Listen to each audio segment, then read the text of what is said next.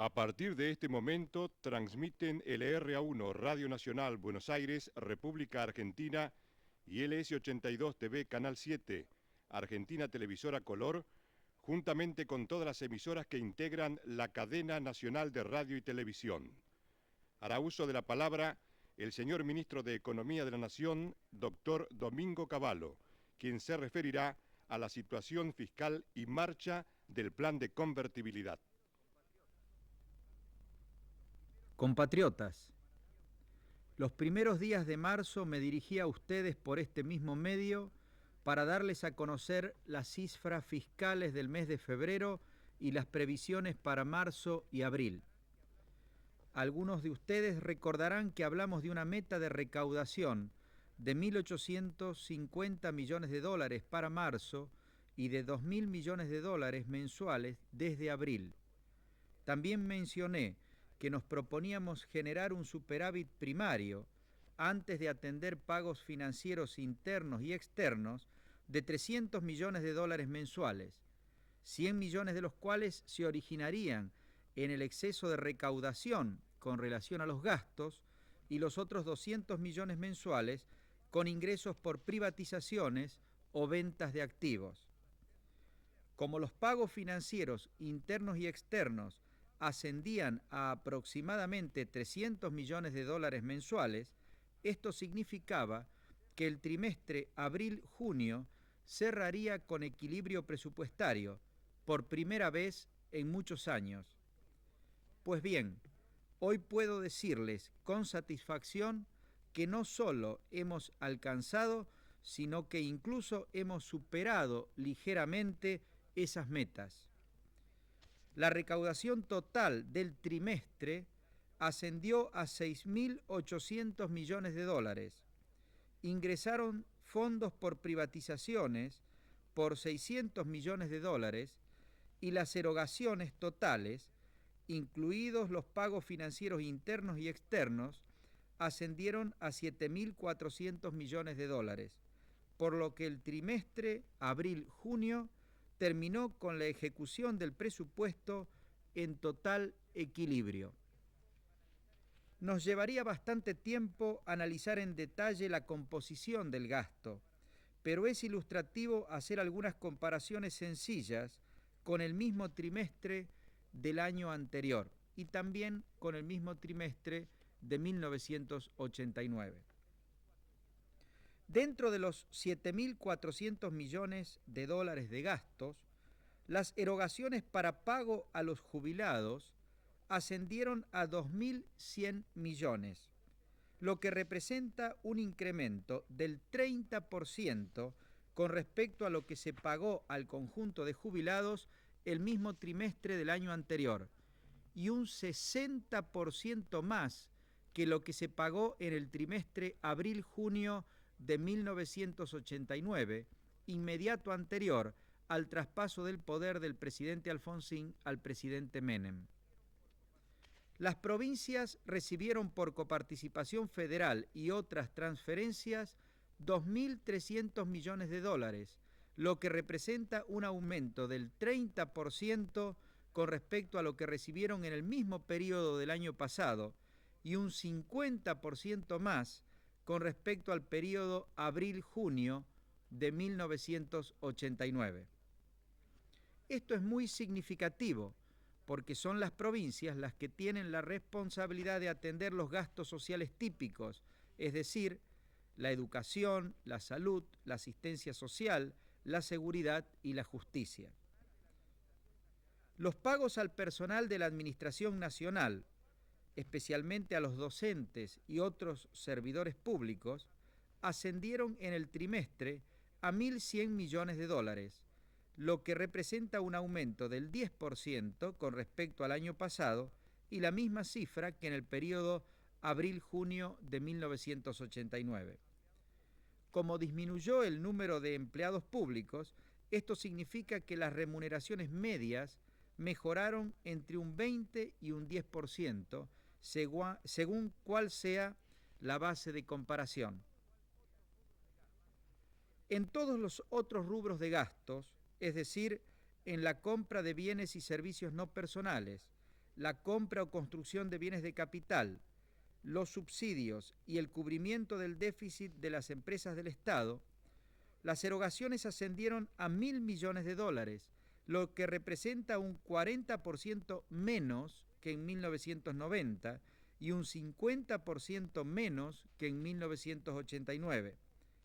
Es decir, que el gasto público de naturaleza burocrática y que no tiene que ver con objetivos sociales disminuyó, mientras que los recursos destinados a jubilados, provincias, docentes y otros servidores públicos aumentaron. También disminuyeron los pagos de intereses internos y externos, es decir, significaron una carga menor sobre el presupuesto trimestral. En el trimestre julio-septiembre, que estamos comenzando a transitar, las previsiones presupuestarias son las siguientes. Esperamos recaudar por todo concepto 7.500 millones de dólares, es decir, un aumento del 10% con respecto al trimestre recién terminado. Esto lo pensamos recaudar con los impuestos que están en vigencia y con las tasas impositivas en vigencia, sin ningún cambio como los que podrían derivarse de las leyes que están en el Congreso. Planeamos conseguir ingresos por ventas de activos y privatizaciones por 400 millones de dólares. Con estos recursos vamos a afrontar gastos antes de pagos financieros por 7.100 millones de dólares. Además, pagaremos servicios financieros internos y externos por 800 millones de dólares. Es decir, que el próximo trimestre, el que ya hemos comenzado, volveremos a cerrar con equilibrio presupuestario. A partir del último trimestre de este año, nos proponemos una meta más ambiciosa aún: acumular reservas externas financiadas con superávit presupuestario para prepararnos adecuadamente a renegociar en forma integral la deuda con nuestros acreedores externos. Permítanme ahora explicar la política monetaria. Es muy simple. En el mes de abril, cuando les hablé sobre lo que significaría la puesta en marcha de la ley de convertibilidad, les dije que a partir de ese momento no habría emisión monetaria sin respaldo de oro y divisas. Hoy les puedo mostrar que hemos seguido estrictamente esta regla. La base monetaria, que el 1 de abril era de 48 billones de australes y estaba respaldada por 4.620 millones de dólares en oro y divisas y 180 millones de dólares en Bonex, al 30 de junio asciende a 56 billones de australes y tiene respaldo de 5.400 millones de dólares en oro y divisas y 200 millones de dólares en Bonex. El monto de Bonex es similar al del comienzo, es decir, que la acumulación de oro y divisas fue prácticamente igual al aumento de la base monetaria durante el trimestre. El austral está tan respaldado hoy como lo estaba el 1 de abril. Podemos afirmar sin titubeos que tanto el manejo fiscal como el manejo monetario son extremadamente estrictos y aseguran las bases económicas necesarias para la estabilidad de la economía. De más está decir que seguiremos rigurosamente esta política, porque la impone la ley de convertibilidad y porque es imprescindible para consolidar el clima de estabilidad que logramos durante los meses de abril, mayo y junio. Antes de pasar al tema de los precios y salarios, permítanme decir algo sobre las discusiones que ustedes han seguido, seguramente por la radio, la televisión y los diarios, estas últimas semanas, sobre nuevos impuestos, la consolidación de pasivos, el financiamiento de la seguridad social, el impuesto inmobiliario en la capital federal y los problemas de algunas provincias y bancos provinciales. Algunos comentaristas han pretendido ver en estas discusiones una demostración de que las cuentas fiscales no cierran y que, como parece que el Congreso Nacional no está dispuesto a aprobar fácilmente nuestras propuestas, podría entrar en crisis el plan de convertibilidad y volverse a la hiperinflación. Quiero llevarles tranquilidad. No hay ningún riesgo de que abandonemos el plan de convertibilidad. Lo vamos a cumplir a rajatablas, aun cuando el Congreso no sancione antes de las elecciones ninguna de las muchas leyes pendientes que tiene en sus comisiones. El efecto de la demora del Congreso en sancionar las leyes será la consiguiente demora en satisfacer las legítimas demandas de los jubilados y pensionados, porque nosotros, con todo lo que nos duele no poder dar aumentos o pagar las deudas que la sociedad tiene con ellos, no echaremos manos a la emisión monetaria. Hacerlo sería perjudicarlos aún más, porque la inflación a quienes más golpea es precisamente a los jubilados y pensionados. Pero para que queden convencidos que no hay riesgos de que la falta de quórum en el Congreso ponga en peligro la estabilidad, voy a tomar unos minutos para explicarles por qué necesitamos las leyes pendientes y cómo nos manejaremos si ellas no son aprobadas.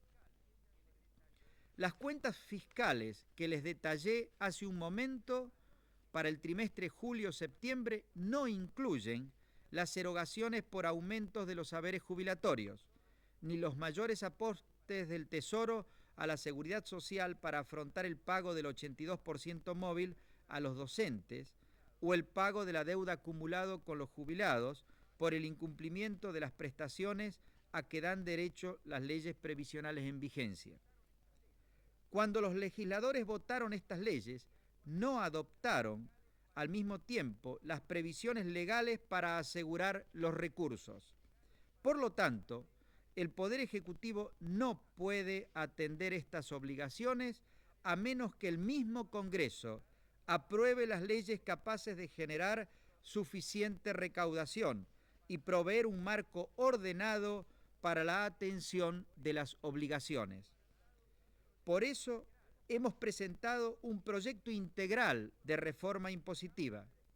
Hemos propuesto un cambio de destino específico de ciertos impuestos para que fluyan al sistema previsional una mayor cantidad de recursos y hemos proyectado un esquema de consolidación de pasivos para poder atender, según un orden equitativo, las enormes deudas del Instituto de Previsión Social con los jubilados y pensionados.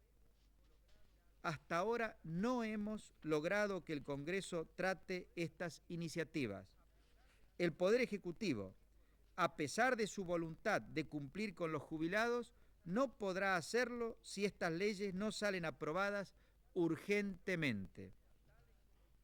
Otros temas, tales como el cambio de fecha de pago del aguinaldo o la transferencia a la nación de la contribución territorial que deben pagar quienes viven en la capital federal, o, lo que es lo mismo, la transferencia a la Municipalidad de Buenos Aires de la responsabilidad de pagar la justicia, la policía, la educación y la salud de sus habitantes, constituyen nuevas reglas de juego necesarias para facilitar el tránsito a la estabilidad y asegurar mayores niveles de equidad social. No son discusiones estériles ni signos de voracidad fiscal.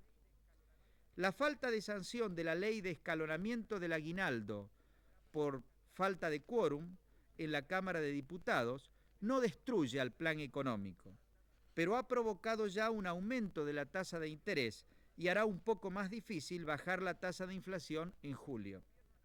De todas maneras, el Gobierno Nacional terminó hoy de pagar el aguinaldo a todo su personal y en los próximos días lo cobrarán todos los jubilados nacionales, conjuntamente con las remuneraciones de junio. Esto demuestra que nuestro proyecto de ley no tenía un objetivo fiscal. Mal podía tenerlo si el monto a pagar del aguinaldo no iba a variar. Lo único que se alteraba era el momento del pago. Era importante, y sigue siendo importante, que en lo sucesivo el aguinaldo no se abone el mismo mes a todos los trabajadores. No se puede entender que, habiendo sido pagado el aguinaldo devengado al 30 de junio, algunos legisladores sigan obstaculizando la aprobación de la modificación al régimen permanente del sueldo anual complementario, que en lo inmediato significaría que algunos trabajadores comenzarían a cobrar en julio, por anticipado, parte del aguinaldo de diciembre. Con respecto a la cuestión del impuesto inmobiliario en la capital federal, la intención no es cobrar 2 veces el mismo impuesto, sino que lo cobre el nivel de gobierno que tiene la responsabilidad de prestar los servicios típicos de una provincia. El Poder Ejecutivo Nacional no tiene inconvenientes en que el impuesto sea cobrado por el municipio, siempre y cuando éste se haga cargo de la justicia, la policía, la salud y la educación. Estamos trabajando con las autoridades municipales para que esto ocurra a partir del 1 de enero del año próximo.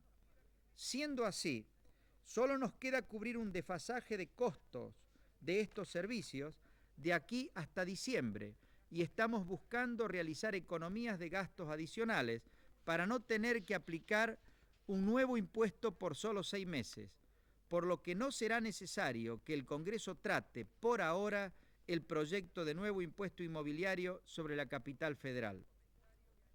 Hay también muchos comentarios sobre aportes a determinadas provincias o a determinados bancos provinciales que les serían exigidos por los legisladores al Ministerio de Economía como condición para dar el quórum necesario para el tratamiento de las leyes pendientes. En esto quiero ser muy claro. Nadie tiene que esperar que abandonemos la disciplina fiscal y convalidemos desmanejos provinciales para facilitar la sanción de las leyes. Sería necio de nuestra parte porque minaría la confianza en el plan de convertibilidad. En materia de tratamiento a las provincias con problemas fiscales, el presidente Menem ha dado la señal a través de la decisión adoptada sobre el banco de su propia provincia. No se permitirá que los bancos provinciales financien déficits de los gobiernos y, si es necesario, se condicionará toda ayuda al ajuste y reestructuración de las finanzas locales a la liquidación de las instituciones que se hayan tornado inviables. Hoy las provincias tienen que manejarse con sus recursos propios y con los que reciben por el régimen de coparticipación federal. Estos últimos han aumentado mucho y, por consiguiente, si alguna provincia aún tiene déficits, no le queda otra alternativa que hacer el ajuste respectivo. Esto es inexorable. En síntesis, todos ustedes pueden estar seguros que tenemos bajo control absoluto el presupuesto de la Administración Nacional y las cuentas fiscales. Hemos estado trabajando en equipo, todo el gabinete, para que el presupuesto de lo que resta del año sea estrictamente cumplido, en un todo de acuerdo con el programa fiscal y monetario que hemos presentado, elaborado por nosotros, a los organismos multilaterales de crédito. Por lo tanto, no hay ningún riesgo de que violemos la ley de convertibilidad. El valor de nuestra moneda está, sin dudas, perfectamente asegurada y nadie tiene que temer por la evolución futura de la paridad cambiaria. El peso, que a partir del 1 de enero valdrá igual que el dólar, es una moneda destinada a perdurar con ese valor por muchos años. Me atrevo a decir, por décadas. Permítanme pasar a hablar de los precios y los salarios, y en términos más globales, de la inflación. Cuando me dirigí a ustedes los primeros días de mayo para evaluar el curso de los precios en el mes de abril, les dije que a pesar de que habíamos logrado bajar drásticamente la tasa de inflación, aún no teníamos ganada de manera definitiva la batalla de la estabilidad. Hoy debo reiterarlo. Hemos logrado bajar la inflación a los niveles internacionales en lo que se refiere a los precios mayoristas de los bienes no agropecuarios, de los bienes de la industria manufacturera y de los bienes importados. En promedio, durante el trimestre abril-junio, estos precios subieron solo el 0,5% mensual, siendo que el precio del dólar no estuvo totalmente estable, porque si ustedes recuerdan, el 1 de abril el dólar valía 9.500 australes. Es decir, que el comportamiento de estos precios a nivel mayorista es plenamente satisfactorio. No ocurrió lo mismo con los precios mayoristas agropecuarios.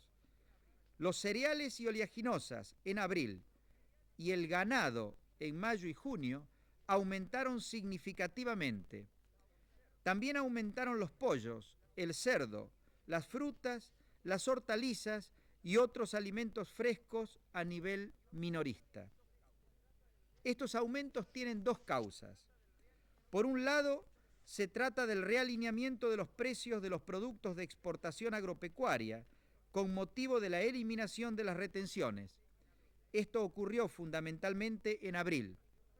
Por otro lado, hay problemas de oferta y de demanda estacionales. El mejoramiento de los ingresos de la gente aumentó el consumo de carnes y de frutas. Lamentablemente, en el país que en otras épocas era considerado uno de los principales abastecedores de alimentos del mundo, a causa de las malas políticas que durante tantos años desalentaron a la producción, hoy escasea la carne de vaca, la carne de cerdo, los pollos, la leche, las frutas, las hortalizas. Es sorprendente, pero es la cruda realidad. Pero este problema tiene solución. Los mismos aumentos que agregan puntos a los índices de precios mejoran la rentabilidad de los productores y alientan a incrementar la producción. Por eso es importante que tengamos un poco de paciencia y con el aumento del abastecimiento, los precios de los alimentos frescos van a bajar. No es algo que se dé de un día para el otro. Criar más vacas, más pollos o más cerdos requiere un cierto tiempo, pero inexorablemente los productores van a responder. Lo mismo ocurrirá con los agricultores, los tamberos y los productores de frutas y hortalizas. Por eso no debemos alarmarnos. Estos aumentos de precios no signifiquen que continúe la inflación originada en la indisciplina fiscal y monetaria, sino que aún sufrimos las consecuencias de un sistema productivo sumamente desorganizado y desarticulado. Con un clima de estabilidad global y respondiendo al aumento de la demanda, habrá aumentos de la oferta y los precios volverán a niveles razonables. Hay algunos otros aumentos que reflejan claramente la reactivación de la demanda en casi todos los mercados de bienes de consumo. Me refiero a rubros tales como comidas fuera del hogar, alimentos para llevar, servicios personales, entretenimientos y gastos de turismo. También se nota que los precios de los mismos bienes aumentaron más a nivel minorista que a nivel mayorista. Es decir, aumentaron los márgenes de comercialización. Se trata de fenómenos que no pueden confundirse con la inflación originada en el déficit fiscal o la emisión monetaria. La única forma de evitar estos aumentos y erradicar este tipo de inflación es a través de la mayor competencia y del control que puede hacer cada uno de ustedes. El gobierno no lo debe ni lo puede hacer. Permítanme ser muy claro en esto. Cada uno de ustedes tiene una herramienta en sus manos. Cada uno de ustedes decide cómo y cuándo usa sus australes. No deben comprar lo que resulte caro, lo que haya aumentado mucho. Tienen que buscar las alternativas más baratas. Fíjense bien a dónde compran. Hay algunos comerciantes que cobran precios con márgenes exagerados. A ellos les pedimos que, por su propia conveniencia y por el bien de todos, elijan vender más en vez de cobrar más.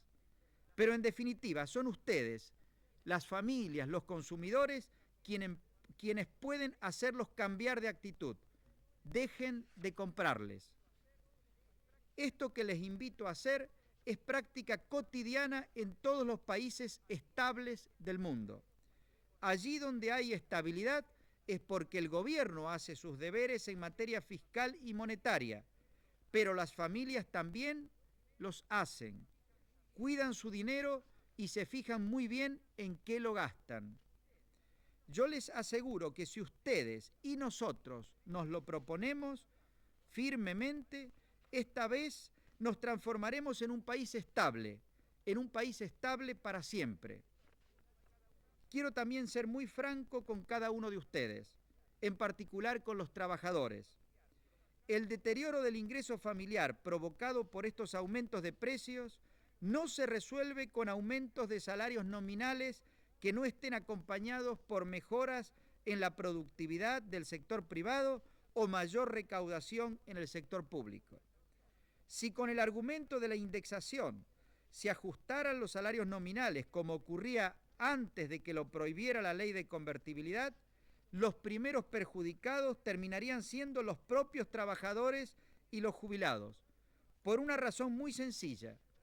Con salarios indexados hacia atrás, sería imposible mantener la disciplina fiscal y monetaria, y entonces se producirían simultáneamente dos fenómenos cuya combinación es explosiva: el atraso en el valor del tipo de cambio y la emisión sin respaldo. En pocos meses, o quizás en apenas semanas, caeríamos de nuevo en hiperinflación y los salarios reales volverían a estar por el suelo, con recesión y desocupación. No les estamos mintiendo a los trabajadores y a los jubilados cuando les decimos que los aumentos nominales o por simple indexación son una estafa. Les decimos la verdad. Tenemos que consolidar la estabilidad, preservar la reactivación y entonces vamos a llegar pronto a la etapa del crecimiento económico, que hace tanto tiempo está ausente de nuestra realidad. Es importante que no seamos conformistas y que todos aspiremos a vivir mucho mejor, pero tampoco debemos ser ciegos a la realidad que nos circunda. Gracias a la disciplina monetaria y a las transformaciones de fondo de nuestra economía, que nos han costado sacrificios durante varios años, desde abril en adelante no solo gozamos de un clima de mayor estabilidad de precios, sino que se ha producido una reactivación generalizada. Lo ponen de manifiesto muchos indicadores. Se venden más alimentos, más ropa, más automóviles, más electrodomésticos. Aumentó el consumo eléctrico de la industria. Se venden más combustibles. Hay más gente en los cines y en los teatros. Se importan más bienes de consumo, pero también más materias primas y más bienes de capital. Los diarios registran más demanda laboral. Los ocupados trabajan más horas extras. Es decir, que las cosas han comenzado a mejorar. Es cierto que muchos sueldos son aún muy bajos. Es cierto también que la inversión es aún reducida. Todavía hay desocupación. Todo esto es cierto. Pero estamos en camino de conseguir que haya mayor crédito interno y externo para nuestro país y que vengan las inversiones directas. Si persistimos en el camino de la estabilidad y cumplimos con el plan que nos tenemos trazado para el periodo julio de este año hasta junio de 1992 y que ya ha recibido el apoyo del director gerente del Fondo Monetario Internacional, a mediados del año que viene comenzaremos a vivir un periodo de extraordinario crecimiento. Volverán los capitales y las inversiones, se crearán muchos nuevos empleos y mejorará rápidamente el nivel de vida de todos los argentinos. No por arte de magia, sino porque estaremos haciendo las cosas mucho mejor, con más eficiencia, con más austeridad y con más disciplina. Estaremos trabajando mucho y bien. Gracias, hasta pronto. Se ha escuchado la palabra del señor Ministro de Economía de la Nación, doctor Domingo Cavallo, quien se ha referido a la situación fiscal y marcha del plan de convertibilidad. Hasta aquí transmitió LRA1, Radio Nacional Buenos Aires, República Argentina, y el S82 TV Canal 7, ATC, Argentina Televisora Color, juntamente con todas las emisoras que integran la cadena nacional de radio y televisión, quienes a partir de este momento continúan con la difusión de sus respectivos programas.